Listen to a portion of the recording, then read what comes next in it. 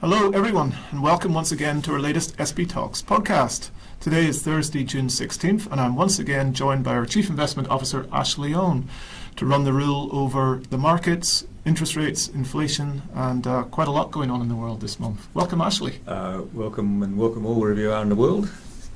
Good to see you again. Now, Ashley, we're only a few hours from an announcement by Jay Powell, Chair of the US Federal Reserve, of a 75 basis point increase in the Fed funds rate. They had been rumours earlier in the week that was coming, and a Wall Street Journal article sort of debate over whether that was deliberately leaked to prep the market's expectations. What's your take? Well, it's very easy to try and get into the ups and downs of daily prices or minutely prices or hourly prices, but it's all irrelevant because the underlying fundamentals of companies haven't changed. So anyway, as you rightly point out, there was an inflation number. Don't forget, inflation in the US was 8.6 in April. It dropped to 8.3 in March, April, May. And people said, oh, well, inflation's over, it's come down by a fraction. And I think it was Friday last week, it got up to 8.6 again. So people were starting to get terrified that we're on the way to higher inflation, which of course we are.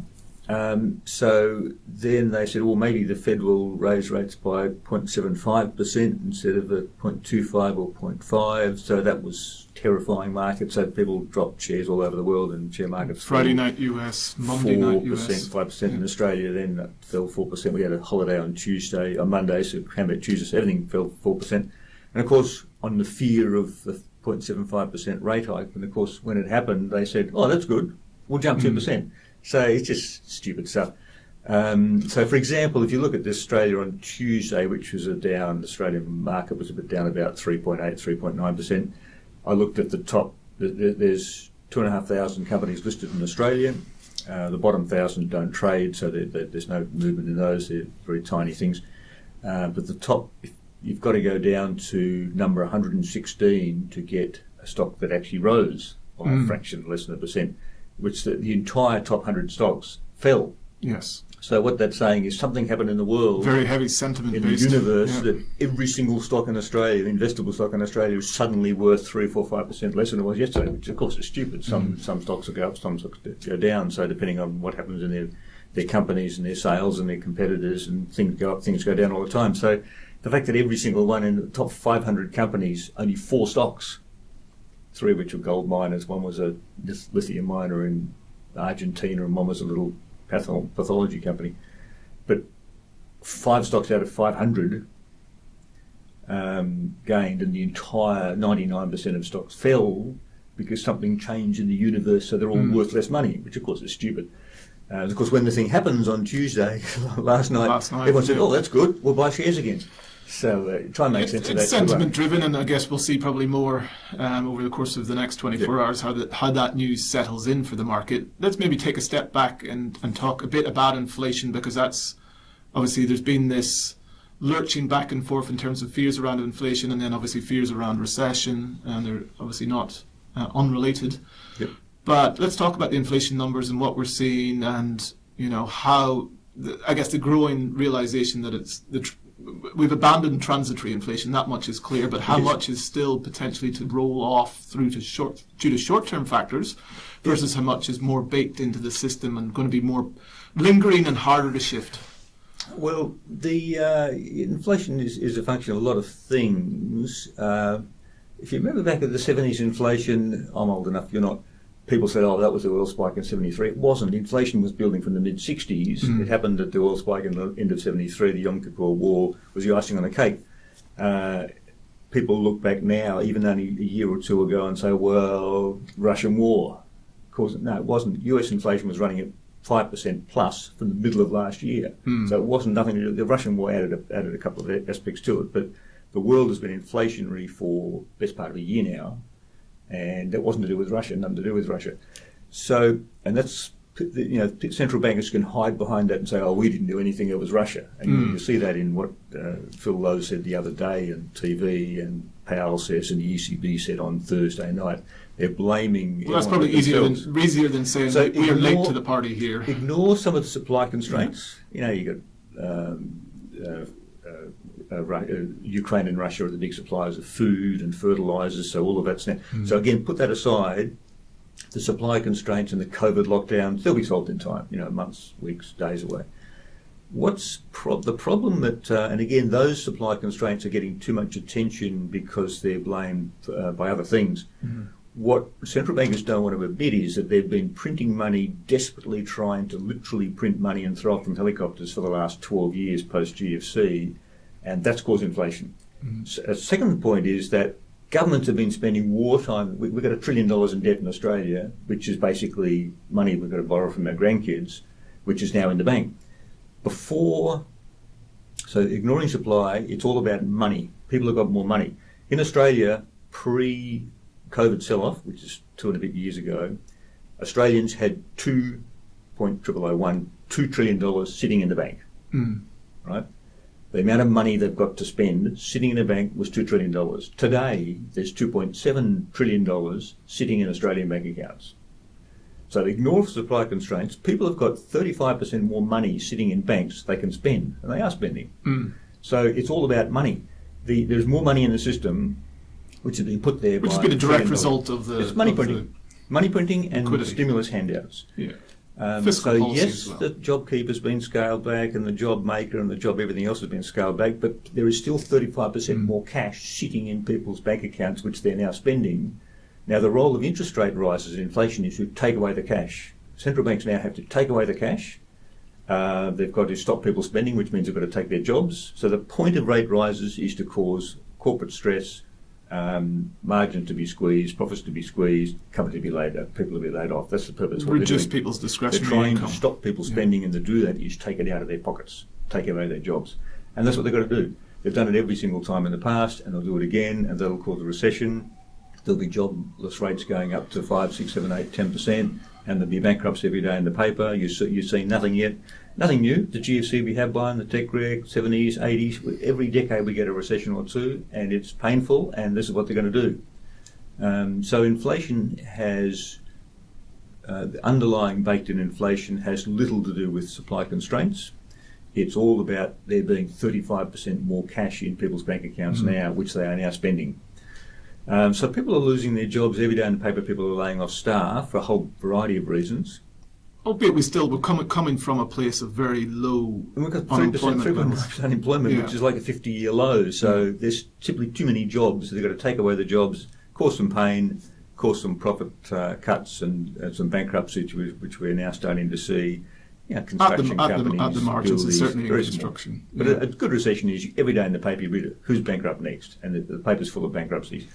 That's coming. It's coming in certainly America. Well, let's talk about recession, because Australia. you can have a technical recession, which is by debated, but by many people's measures, 2 quarters of negative GDP growth, which could be quite mild, not necessarily, or it could be much more significant in terms of really when we talk about corporate reduction in spending, job losses and unemployment being one of the key measures. Yes, we've it's had a spectrum. It's not necessarily correct. binary. There's different sorts, different flavours. We had the deepest, apparently the deepest and sharpest recession since the 1930s 2 years ago, and everyone's back in full employment 2 years later. But it was taped over very heavily by unprecedented levels of fiscal spending, the JobKeeper, job seeker payments as you described. That's right, and also money printing and zero rates. Now, they can't do that again, because governments have already run up their $1 trillion in debt. They can't run another $1 trillion in debt, so that's not the headroom. We've got more headroom to borrow,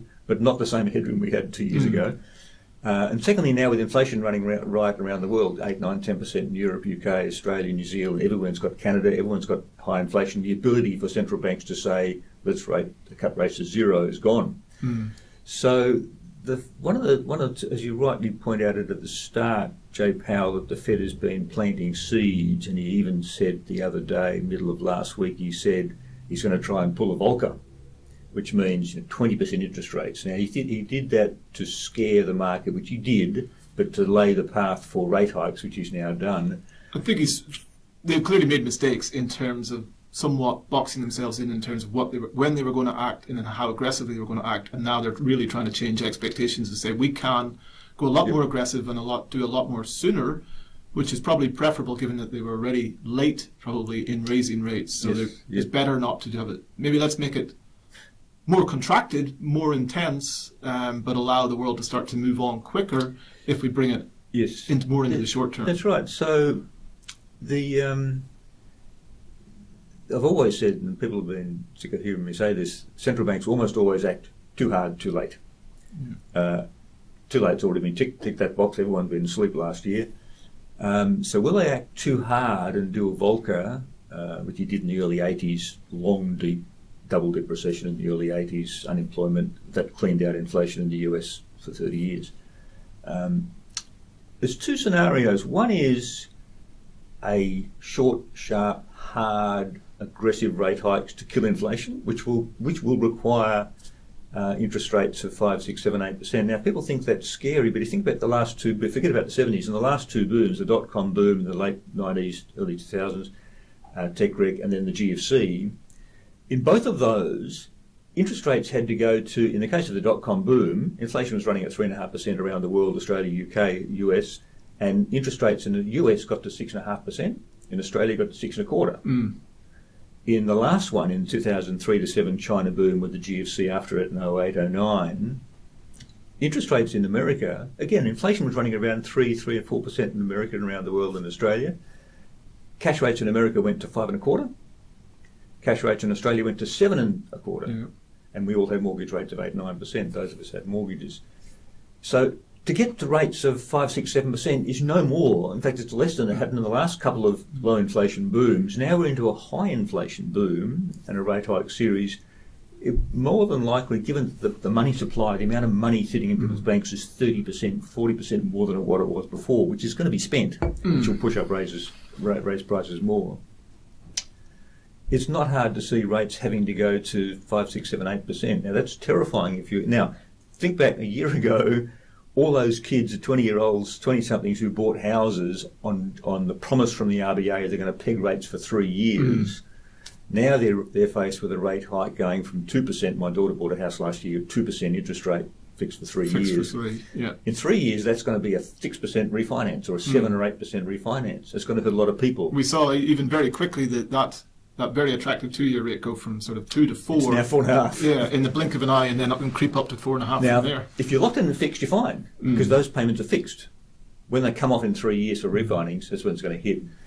For people buying a house now, and there are people still out there buying houses, albeit less than last year, those rates are now double what they were, which is back to almost near where they should be. I mean, interest rates in a decent economy should be 4, 5, 6%. Mortgage rates are a percent or two above that, so you should be paying 4, 5, 6% for your mortgage. If you look at long-term historical norms in Australia, absolutely. And remember, the GFC's 3% was an emergency low interest rate setting, and then obviously everyone quickly forgot that as we headed to zero. So that's scenario A: short, sharp, aggressive rate hikes to kill inflation, which will require interest rates in Australia, US, around the world in the order of 5, 6, 7, 8%. Philip Lowe, a couple of nights ago, said he's looking at inflation reaching 7% in Australia, which he's doing the same thing. He's laying the groundwork for some aggressive rate hikes. Being even later and probably less aggressive to the party than what's happened. Yeah, we've got different conditions. We've got a very strong commodities boom here. We're a commodity exporter, which we benefit from those things, whereas the rest of the world pays. So the cycle's a bit different. But that's scenario A: short, sharp rate hikes. Inability for governments to borrow another $1 trillion, so no more job keepers of the same sort, and inability for cash rates to be dropped again because inflation's got to be killed. So that's number one priority. So that's scenario A. That's a short, painful, deep recession, or maybe even a long, painful, deep recession, a la early 80s, to kill the 70s inflation. Scenario B is probably more likely, and that is to say, the world, people around the world, which is voters, have expected governments to white knight, wipe their bum when something goes wrong. Give me money, and governments will say we will because we'll get thrown out. We'd have very fractured politics. We've seen that in the Australian election. Finally, the rest of the world has been very fractured politically. Australia, we saw that again here, which is a bit late to the party.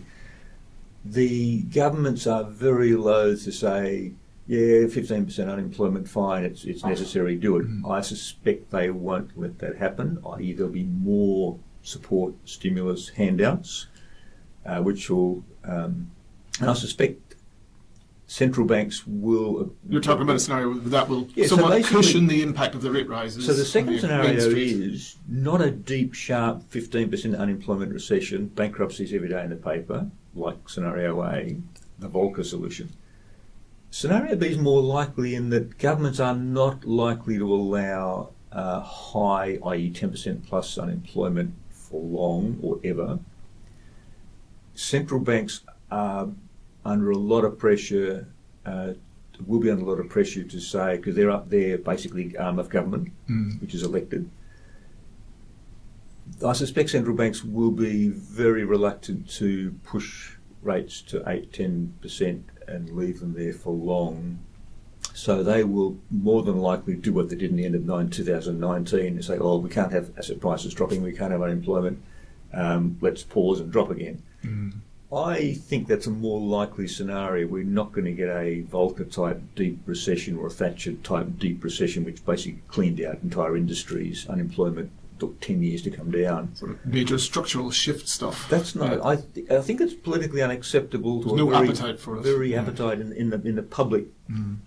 You've got an election in a couple of years in the US, and Trump most likely will be the candidate and most likely will win. That's terrifying. But that's a highly scenario. probable. Yep.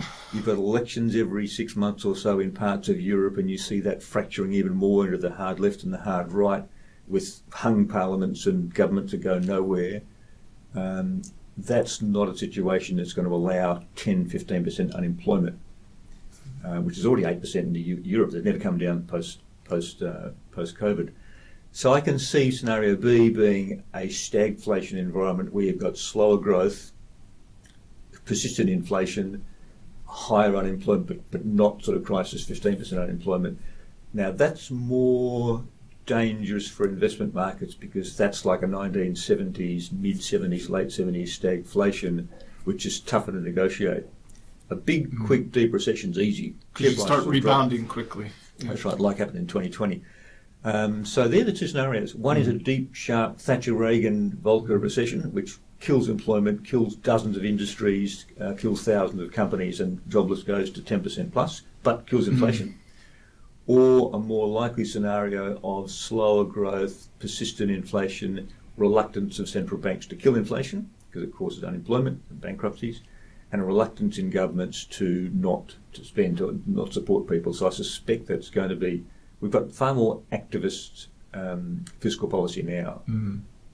It's almost like the 30s where they'll just throw money at everything until something happens, until economies slowly recover. Yeah.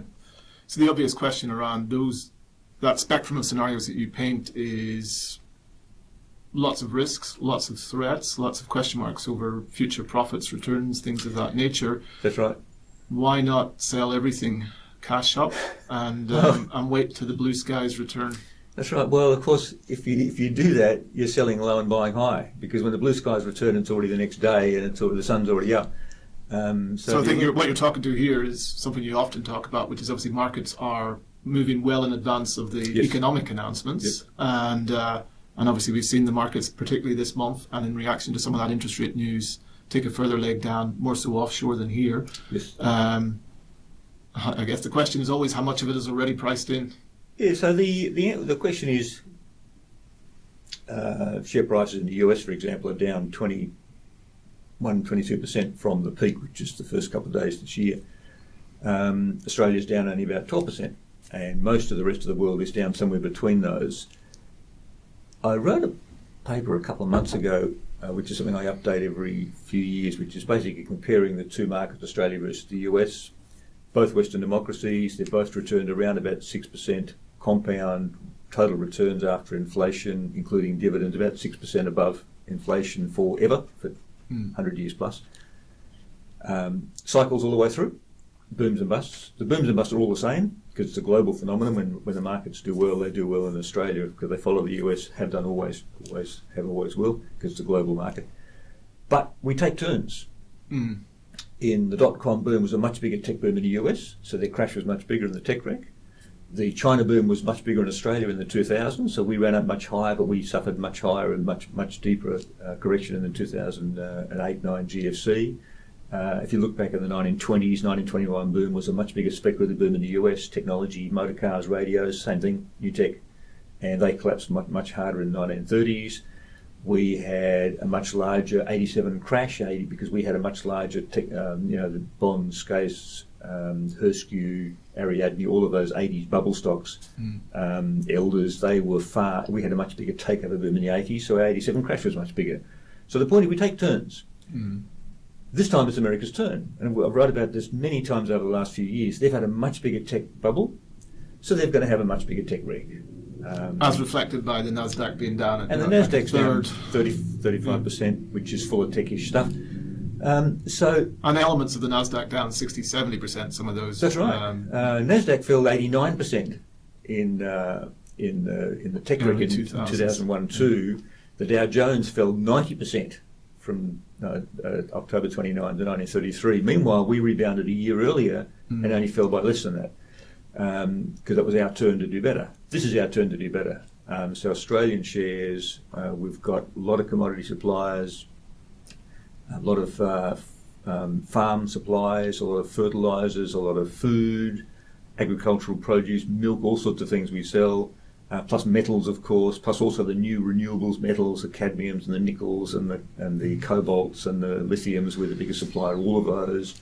So Australia's a very well placed to do that. So we will suffer as we are at the moment, but we're far better placed because it's our turn to do better, because they did worse. US tech stocks did worse in the boom. So should you be no international shares and just have it all in Australia? No, the point is, if you own great companies, and all of our fund managers we use, their job is to find companies which are robust, which will last through all of these things. Strong cash flows, so defendable market positions. They'll do well. They're market makers and they're price makers in markets. You look at the Microsofts and Apples, and there's a lot of great European companies, and they're picked by our fund managers to last through all these sort of conditions. So if you've got a company XYZ, which is a great company, it was priced at $10 yesterday, or at the start of the year, it's now $6. Why wouldn't you buy more? So the question is, because it would be because you're worried that it's going to go to $4 or $2. If I'm happy to buy, people are happy to buy things in a boom because things are going up. So if you're happy to buy something at 10, then why wouldn't you buy it at 10? Why wouldn't you buy it at 8? Why wouldn't you buy it at 6? I was buying. It's trying to understand psychology is the hardest part about investing. And not to be too short-termist in your approach, basically. It comes down to definition of whether you're a investor or a speculator. And the test is very simple. I buy Blueberries every week. I like Blueberries for breakfast. Now, Blueberries, I've got an idea of what they are, what they do, and my Blueberries have a price range from about $2 a punnet to about $9 a punnet. And mentally, my price is $5. If I go, last night I went to the shop down the road, across the road here in Blue Street, and they were $4.75. So I said, that's good. I know what a Blueberry is. It's my market price is around. I'm happy to pay $5, but less than $5, I'll buy some. The other day, they were like $8. Supply constraints, weather, whatever. Most of them are grown in temperate areas of Victoria and New South Wales. We import a bit from New Zealand, and when they're $9 a punnet, they import them from South America, which supplies the US. So the point is, if they're cheap, I say fine, I'll buy more. They last about a week, I'll buy more, and give them to the kids. If they're expensive, I say I can buy bananas instead. So the point is, if I understand what I'm buying, I've got a fair price of about $5 personally. If it's more than that, I say, I'll wait. If it's less than that, I'll buy more.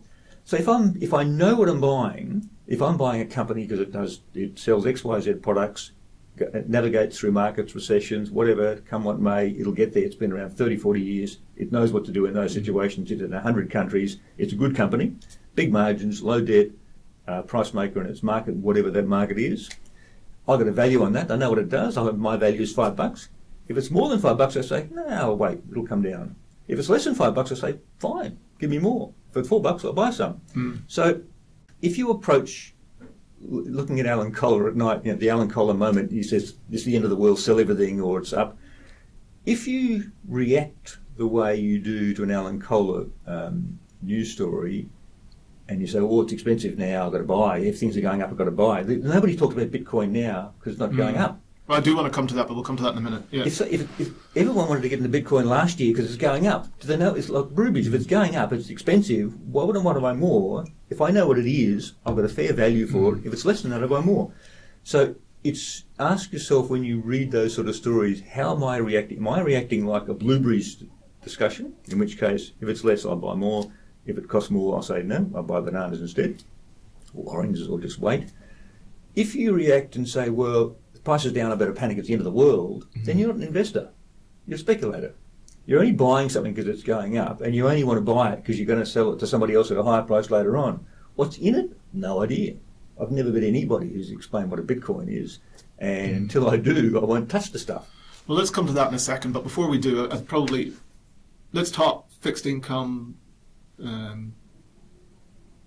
bonds, essentially. Yep. I use the term, it's a broad universe and there's a variety of terms used, but essentially what has made this year challenging is because the rise in rates is also for longer duration bonds had a negative impact on their capital values. So maybe we talk a little bit about that, what has occurred to this point and how you foresee that going forward from here. Yes, bonds, they've got it's a loose term, and I try not to use the word bonds too much in a sentence. In the rest of the world, where textbooks are written, US, UK, Europe, the term bond means something with a fixed rate of more than 10 years. Yeah. The 10-year treasury is not a bond, it's a note, it's a 10-year treasury note. Between 1 and 10 years, they're called notes, but under 1 year, they're called bills. In Australia, for some historical reason, we tend to call anything that's debt a bond. So I just try not to use that. So a lot of corporate bonds in Australia are actually floating rate, and they're called bonds for some reason. They're really bills or notes. If I tried to talk about them in the sense of the amount of fixed term is in those, like a 10-year Australian government bond, is the coupon is fixed for 10 years. Most of our bonds and portfolios around the world, pension funds around the world are stacked full of bonds, real bonds, like long-term fixed rate bonds, particularly government bonds because they have to by law. Those were very good returns during the period where inflation was running from 10% plus down to zero. Fixed rate bonds, which were fixed on a coupon that lasted 10, 20, 30 years, did very, very well. In total return terms, they did fantastically well, nearly as good as shares for the last 30 years while inflation was falling. That's now reversed. So inflation is now, the actual coupon on bonds, inflation rate is going from 0 last year to probably back to 3, 4, 5-ish%, maybe in some parts of the world, at least 2 or 3% in Australia, which means that the fixed rate coupon bonds for long terms, 5, 10, 15 years, will be hammered, and they've been hammered this year. So the traditional long-term fixed-rate bond funds are all down 4, 5, 6, 7, 8% this year because they're stacked with long-term government bonds. Corporate bonds, that's government bonds, about a third of the market for bonds is corporate bonds, which are companies buying. Raising debt. Corporate bonds I like better in general terms because they are shorter term. They tend to be a year or two shorter. The average corporate bond in Australia is 3, 4, 5 years versus the government bond is 10, 12 years. So that means they're hurt less by rising interest rates. And the second thing with corporate bonds is they have a higher coupon. If a government can borrow at 3%, then a corporate, the same term, can borrow, high-grade corporate, investment-grade corporate can borrow at 4 and a bit%. So I'm happy to get the extra % or two. The chance of bankruptcy is very low. So a good diversified portfolio of 100 corporate bonds I prefer because it's got a higher coupon, high yield, and it has very low chance of loss, and it has a shorter term fixed rate component, which means it's hurt less by rising interest rates. But that aside, I'd rather be out of bonds or have very few bonds. They're a good buffer against shares in a slowdown recession where bond yields collapse, which is good. Bond yields collapse and therefore their capital value goes up. That's right. That's not what's playing out right now. So in the GFC, fixed rate bonds, government bonds, shares were down 40%, but government bonds were up 10%, 15% because they benefit when rates collapse. We are in a situation now where rates are unlikely to collapse, bond yields and inflation is unlikely to collapse. So rates have picked up substantially, taken 10-year Australian government bonds, pushed out sort of north of 3%. It was. You can buy a 10-year Australian government bond in the middle of COVID for 60 basis points, 0.6%. That's now 4%. So that's clobbered the capital value of bonds. So most of our defensive side of portfolios, 3/4 of it is out of bonds. It's in floating rate notes and high-grade corporate floating rate notes, which benefit when rates rise. So our high-grade corporate notes being short-term, they're all priced on 30 or 90-day, they're variable rate notes, and they are paying around about 1.5% above cash. So when rates rise, that also increases the return you're going to get on corporate bonds. And there's no fixed rate duration, so they're not hurt by rising inflation. They can be hurt by fears around credit quality. That's right. So as long as you've got a diversified range of high-grade credit, then your chance and of by bankruptcy... credit, I should sort of, for the benefit of the listeners, highlight that people's fear that the company that's raised the debt is going to default and therefore not pay you back, which is but that happens in recessions. Diversification. In the high yield space, people tend to be attracted by high yields, and you can buy a high yield bond for that yields 7-8%. And you've got to ask yourself, if I can borrow on a mortgage at 3% or 4%, and a company's got to pay 9% for a loan, that's going to be a risky company. So it's an attractive yield, but the chance of bankruptcy is higher.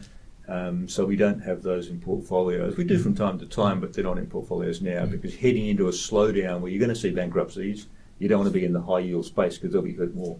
And the key point there is actually rising interest rates are good for the floating rate notes that we have. So just like as a mortgage, as a borrower, the mortgage rates rise when cash rates rise. As a lender, being a bond note holder, which is in our portfolios, high-grade corporate notes, they also benefit when rates rise as well. So we're set up in the portfolios for benefiting for a rising rate environment. So mums and dads and grannies who have been living on TD rates of 0.2% over the last 2 or 3 years, all of a sudden they're now buying TDs. TDs are 2+ again.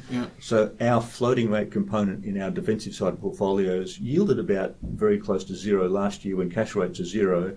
But that'll start to yield 2 or 3% in the next year or two, which is good. So finally, you get some cash back from your portfolios. And then let's talk about it. You touched on it before. What goes up sometimes comes down dramatically fast, and crypto as a broad asset class was skyrocketing. And it's quite a sad story in a way as well, because the investment in crypto is very heavily skewed to a younger demographic, and the loss of capital here is pretty staggering. And its value, it's a harsh life lesson that we're seeing play out here at the minute. Yes, a lot of I've been around since the early 80s, 40 years, literally 40 years, watching markets. And my first job was in the recession, in the Volcker recessions, in Citibank as a lender. And every cycle that comes along, there's a new breed of instant experts. We had people in the office here that left because they made a fortune in Bitcoin, and who knows what they're doing now. It is easy to look back and say, we told you so, but you don't want to do that because there's money to be made on the upside as long as you're smart enough to realise it's a bubble, no one is a top, and get out. Of course, everyone became an expert, they doubled down and they bet the house and they borrowed and all sorts of things. So there'll be... now it's money that they're young, they're educated, they can get jobs again, they can start careers, so that's good. What I do feel sorry for on the other side is there are lots of mums and dads and retirees who are lured into all sorts of schemes and scams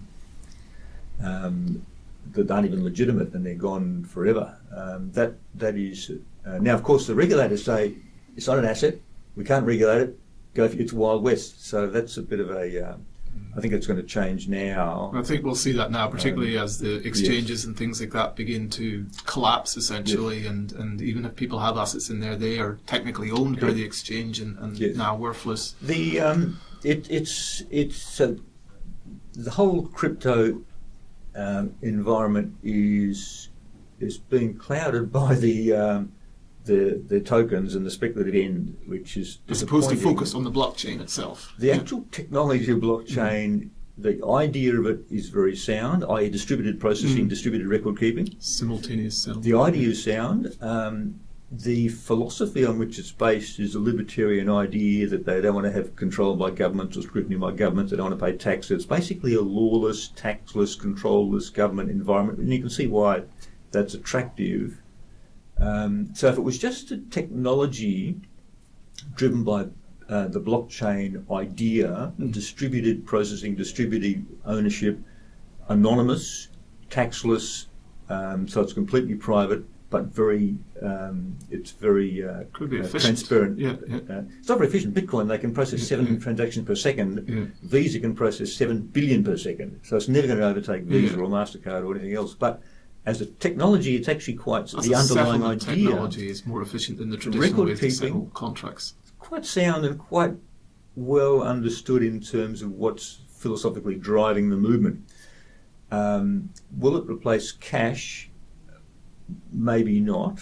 The tokens are a way of financing. The whole idea of mining Bitcoin is a way to pay, to reward people for keeping records around the world. They had to reward them with something, so they said, well, if you solve these mathematical problems, we'll give you a Bitcoin, which used to be 3 cents a Bitcoin. Now it's 10,000 or 20,000 as of last night. Was 70,000 6 months ago. So that idea, the idea of all those losses and regulations is going to occur because of the bubble in the token part of it. Disappointing in that it took the focus off the real guts of it, which is the blockchain and the DeFi idea, which is very sound, and certainly there's legs in that. Unfortunately, the token speculative end of it has taken all the headlines. So I wasn't ever an investor, and I won't until I understand. I know what a Blueberry is. Happy to pay $5 or less. If I can explain a Bitcoin in that, or any of those cryptos in that same sort of way, I can say, right, my fair price is X. If it's less than X, I'll buy. If it's more than X, I won't. Last point. Until that point, I'm not going to buy Blueberries. Okay, last point. End of financial year approaches. This is actually also the time of the year when a lot of the managed funds make their largest annual distributions. So we will, for our clients, be receiving significant distributions in typically the second half of July. And it's obviously another good opportunity for the investment committee to sit down, quarterly asset allocation review, and look at, as that cash level builds, how to allocate it as well. That's right. So there's the question is, well, share prices around the world, let's say they're down 20%. Are we heading for a 40% down like the GFC and like the COVID sell-off? Are we near the end? Is it about to jump back? Obviously no one knows. It's more a question of looking at the holdings we have. If we're sitting on a company which is like a Blueberry, which is worth $5 and it's now $4, we'll say, well, if we understand what the company is and what it does in the market, and it's built and designed and has been through many recessions in the past, then it's actually not bad value at $4. Probably not going to sell at $4 if we think we understand the company. So each of our fund managers is doing exactly the same thing. They don't just sell something because it's down. They say, well, is it time to top up? If it's a good company, is it still doing what it does yesterday? Will it survive recessions and whatever happens in the future? Probably yes. Is it time to buy more or wait and wait for more opportunities? So those sort of things we're going to decide in July, and we'll let all the investors know. We'll have a quarterly report at that time. Thank you very much once again, Ashley. Thank you all for listening, and speak to you next month. See you next time. Thanks. Bye-bye. Thank you.